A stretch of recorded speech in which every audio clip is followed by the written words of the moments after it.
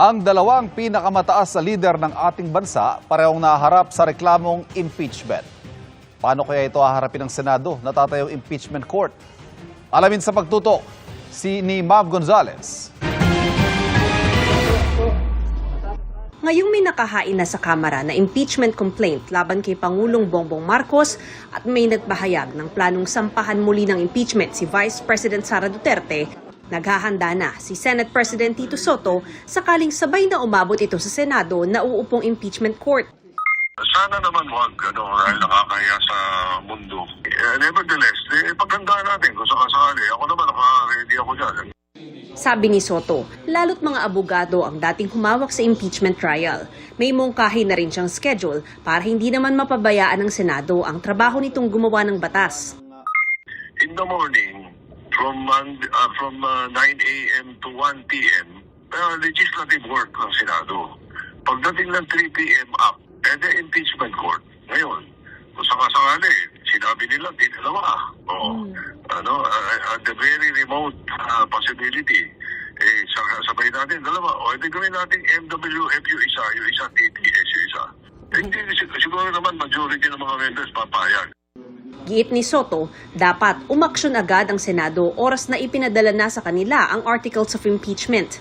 Pero agad-agad din ba ang impeachment trial? Somehow, yes. Parang ganun yun. Kasi i-refer sa Committee on Rules yun. Tapos yung Rules Committee will take up the rules of impeachment or take up sa floor uli yun. And then gagawa na schedule for the prosecution to present. Tapos pasasagutin yung defense o kung sino yung impeached officer pasasagutin. Ganon. Pwede tuloy na kagad sa trial yun. Sabi naman ni Senador Win Gatchalian, bagaman tungkulin ng Kongreso ang impeachment proceedings, magiging divisive sa bansa, lalo't dalawang pinakamatataas na opisyal ang ini-impeach. Dapat talagang pag-isipan mabuti ng mababang kapulungan. Tignan mabuti yung ebidensya dahil kung pang politika lang, talaga masisira tayo. Tingin naman niya, walang kredibilidad si dating Congressman Zaldico para tumestigo sa impeachment case laban sa Pangulo. Kung talagang gusto niyong tumulong, dapat matagal na siyang umuwi dito. Ayon kay Bicol Saro Party List Representative Terry Ridon, ire-refer na sa House Committee on Justice ang unang impeachment complaint laban kay Pangulong Marcos sa susunod na 2 linggo. Hindi pa naman tiyak kung ano ang mangyayari sa ikalawa at ikatlong inihain ng grupong bayan at ilang dating opisyal ng gobyerno na hindi tinanggap ng Office of the Secretary General dahil wala noon si House Secretary General Cheloy Garafil.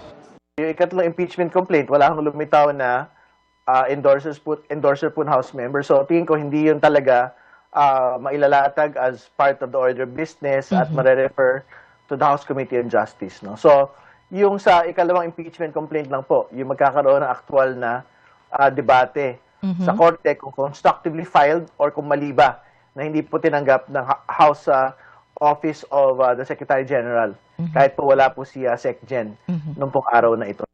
Sabi naman ng Makabayan Bloc na nag-endorso ng ikalawang impeachment complaint, titiyakin nila bukas na formal na matatanggap ni Garafil ang impeachment complaint at maisasama ito sa order of business sa sesyon sa hapon. Pero bago pa man gumulong ang bagong impeachment complaint sa Kamara. Sana ma-resolve na po ng Korte Suprema yung pong motion for reconsideration ng Kamara doon po sa impeachment ni Vice President Sara Duterte para mag-guide po yung Kongreso at Senado doon po sa talagang final na proseso. If they will grant the MR, it means that the impeachment complaint archive in the Senate can be reinstated. But if the decision of the Supreme Court is to deny the motion for reconsideration, it only means that the requirement of notice and hearing for the second mode of impeachment, the one filed by at least 1/3, kahit hindi kailangang dumaan sa Justice Committee, we need to follow the requirement of notice and hearing. Kaninang umaga, nagkaroon kami ng pag-uusap ng mga kasama sa Makabayan Bloc na banggit na sa amin na opisyal na hindi tinanggap yung kanilang impeachment complaint. Kaya kami may prepared statement na kami tungkol dito sa ginawa dahil na-anticipate na namin na talaga magkakaproblema sa mismong pag-file namin. At katulad nga na nangyari, At na-anticipate namin, ganun nga. So if I will be allowed to read the statement, to be clear, tas distribute na lang siguro. The refusal of the Office of the Secretary General of the House of Representatives to accept the impeachment complaint is a clear violation of both the rules of the House and the 1987 Philippine Constitution. Under the Constitution, the House of Representatives has the sole power to initiate impeachment proceedings. The rules of the House explicitly provide a ministerial duty for the Office of the Secretary General to receive and record impeachment complaints that are duly filed. There is no discretion given to the Secretary General to reject, screen, delay, or block such filings. By refusing to accept the complaint, the office effectively usurps the constitutional authority of the House itself and denies the Filipino people their only lawful mechanism to raise grievances against a sitting president. If I may repeat that, by refusing, it denies the Filipino people their only lawful mechanism to raise grievances against a sitting president. Impeachment is not a political favor. It is a constitutional right. It is the only formal process through which citizens, through their representatives, can seek accountability from the highest official of the land. To block this process is not merely procedural error. It is a constitutional violation, an obstruction of a lawful remedy, and a direct assault on the people's right to petition government for redress of grievances. The House of Representatives exists to serve the people, not to shield those in power from scrutiny. The rules are clear. The Constitution is clear. The duty is clear. And no office has the authority to silence the people's voice. Maraming salamat po at magandang hapon sa inyong lahat. If I may distribute this. Meron ako idadagdag, sandali lang, dadagdag ko lang. Yung impeachment complaint is actually a people's complaint. Yun lang. So, hindi kailangang pigilan ang reklamo ng taong bayan. It's a people's complaint. It's a constitutional process na nasa constitution natin na pinoprovide para sa ating lahat. Ako naman, wala na akong idadagdag. Okay na yun. Ano masasabi ko hindi tinanggap yung impeachment complaint? Sino? Hindi tinanggap. Hindi, yun nga, sa hindi pagtanggap nila, it is not only a violation of the rules, but of course of the Constitution. At tapos mahalaga, ito lang kasi ang paraan ng taong bayan na magreklamo sa nakaupong Pangulo. Hindi ka pwedeng mag-file sa ombudsman. Hindi ka pwedeng mag-file sa korte. Sa ginawa nilang to, parang tinatanggal nila yung karapatan ng taong bayan na magkaroon ng maayos, legal na pagreklamo doon sa nakikitang problema sa nakaupong presidente. Ginawa nyo rin tayo ginawa ng makabayan dito na nag-iwan kayo ng kopya ng Hindi. Mag-iwan ba tayo? Okay. Nag-iwan kami, pero hindi nila tinanggap. We attempted, and we have recorded every possible conversation we had with A copy of your complaint is not inside the office. hindi nila tinanggap. We will be discussing this at another time. Ang tingin namin, ang dapat natin pag-usapan ngayon, yung mismong, kasi yung sa maraming pagkakataon sa Korte Suprema, may desisyon na about impeachment complaints. In fact, the recent decision was on the Vice President.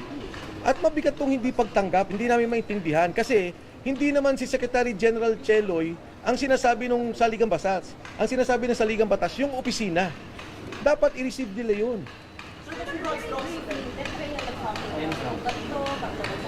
Yes, lahat. Marami. Pero let's concentrate na sa hindi pagtanggap, please.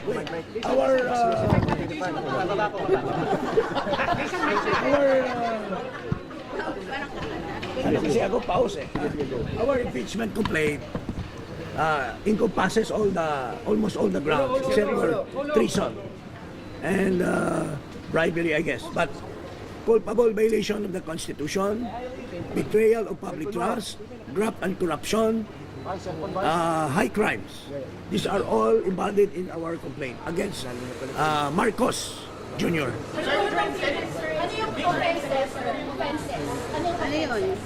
Sa ngayon, we will call for a press conference tomorrow Press con kami para i-discussion details. Pero sa ngayon, yun ang statement namin. Ang hindi pagtanggap nito, pati yung endorser, kasi may endorser kami nandito.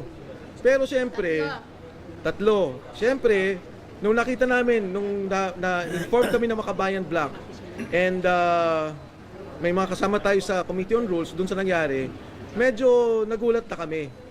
In fact, nakita niyo naman, mali-malita yung dala namin.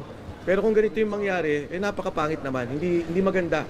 Sigurado kami, yung first impeachment complaint is a scam complaint.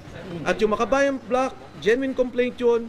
Sinusuportahan din namin yun. Yung complaint namin is a genuine complaint, full of evidences, dapat tinanggap ng Kongreso. Sir, babalik pa kayo dito sa Manila? Hindi kami babalik. Huwag ka muna mag-conclude. More or less 3. Ayaw ni Jing ako mag-conclude. Pero pag-isipan pa namin. Pero as of now, dapat it should have been accepted, period. No, they're not. No, they're not. Sir, ilan ang complainants at sino-sino? For the record. Ang mga complainants. Yes, please. Lipat lang muna. Wait lang. Dito ka na. Dito ka na. Dito ka na. Attorney na lang pala lumipat. Oh.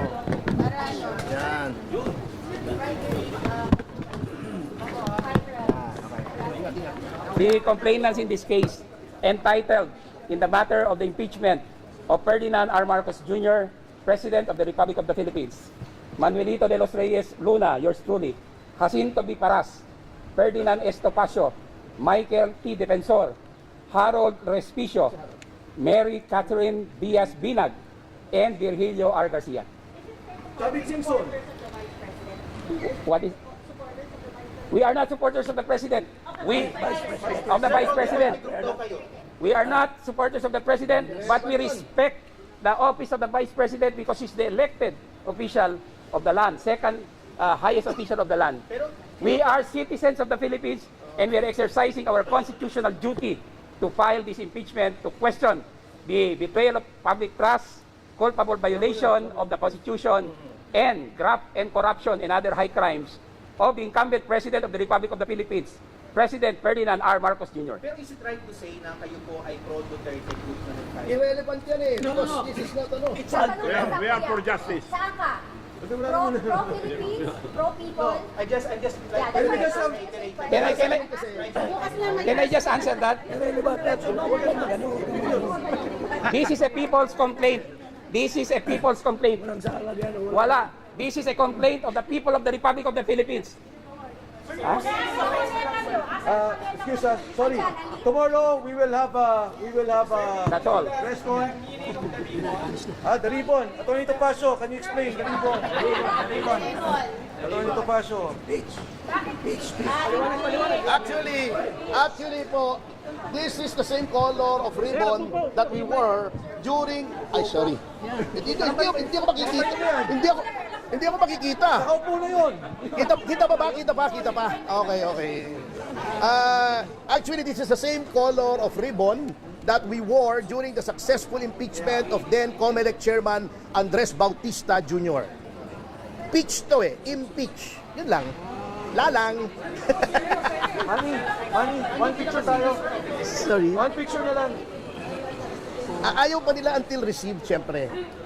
Kati, one picture na lang tayo. No, okay. Tomorrow na po. We will lahat seryoso eh. Our lawyer, ikaw ang humawak. Ikaw ang humawak. Bigyan nyo lang isang kopya si Manong. Hawakan niyo po ito. We would also like to thank Manong Chavit Singson for the moral support. Hindi complainant also. Hindi, syempre, moral support din. Go. Ano nandyan? Mare, No, Governor is part of the impeachment of the complaint. si Harong, pumunta ka muna. Mamaya ka na mag-live kasi. Is the complaint related to the data budget? All the budget. The entire budget. All the budget. Bukas na po. 2023 GAA, 2024 GAA, and 2025 GAA included.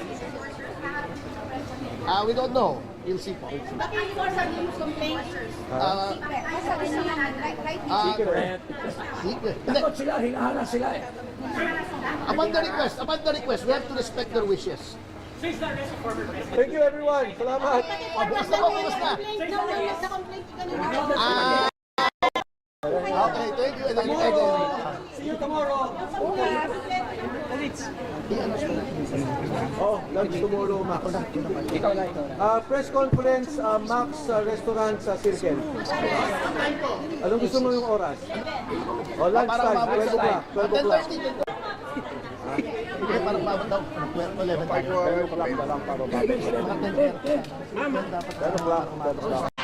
May hamon ang chairperson ng House Committee on Justice kay dating Congressman Zaldico kung totoo nga posible siyang maging testigo sa isang impeachment complaint laban kay Pangulong Bongbong Marcos. Dapat daw umuwi muna siya ng Pilipinas. Nakatutok si Jonathan Randal. Zaldico is willing to testify on our behalf doon sa graft and corruption issue. Ang pasabog daw na testigo ng grupong naghain ng ikatlong impeachment complaint laban kay Pangulong Bongbong Marcos, hindi raw basta-bastang makakaharap sa kamera. Ayon kay Batangas 2nd District Representative Jervil Luistro na chairperson ng House Committee on Justice. Kung gusto raw tumestigo ni dating Congressman Zaldico, kailangan nitong umuwi ng Pilipinas.